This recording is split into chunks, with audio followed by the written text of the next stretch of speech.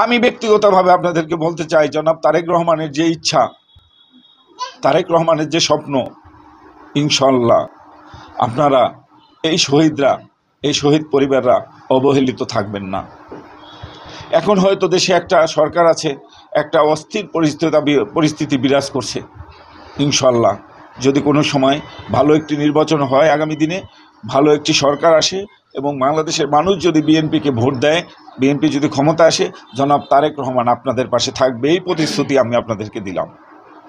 পাশাপাশি মাদারীপুরে যারা শহীদ পরিবার আছেন, যে পরিবারগুলো শহীদ হয়েছেন, আপনারা মনে রাখবেন আমরা জীবিত আছি, আল্লাহ আমাদেরকে কর্মক্ষম রেখেছেন। আজকে আমি নাও থাকতে পারতাম, আমি গুম ছিলাম, আমার সন্তানরাও হয়তো আমার ছবি নিয়ে আজকে রাস্তায় দাঁড়াতে হতো। সেই জন্য আমার মন থেকে আপনাদের প্রতি যে ভালোবাসা, সেটা আমি তো থাকবে। আমরা আপনাদের পাশে থাকব।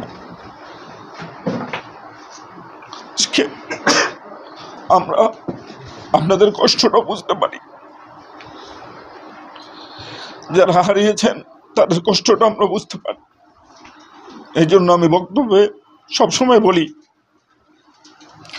তারেক রহমান কষ্টটা বুঝতে পারেন, কারণ তিনি ভাই হারিয়েছেন, তার বাবাকে দেশের জন্য মরতে হয়েছে, তার মাকে জেল খাটতে হয়েছে, তার আজকে বাড়ি ছাড়া, তিনি বাংলাদেশে আসতে পারছে না। তিনি কিন্তু আপনাদের কষ্টটা বুঝে, যে আপনারা যে কষ্ট করে আপনাদের পরিবার কষ্ট করছেন, যারা আজকে শহীদ হয়েছেন, সেই কষ্টটা কিন্তু তারেক রহমান বুঝে। এই জন্য আমি কথা দিলাম, জনাব তারেক রহমান আপনাদের পাশে থাকবে ইনশাল্লাহ। এই যেটার মাদারীপুরে যারা আছেন, আপনারা একটু অবহেলিত হবেন না, মনে একটু সাহস রাখবেন। আমরাও খুব একটা ভালো নেই, বিভিন্ন দিক থেকে আমাদেরও অনেক কষ্ট। আপনাদের সাথে আমরা এখন হয়তো ভালোভাবে সুন্দরভাবে আপনাদেরকে কেয়ার করতে পারছি না, যোগাযোগ রাখতে পারছি না, কিন্তু ইনশাল্লাহ বিএনপি যদি আল্লাহ ক্ষমতা আনে, জনাব তারেক রহমান আপনাদের পাশে থাকবে।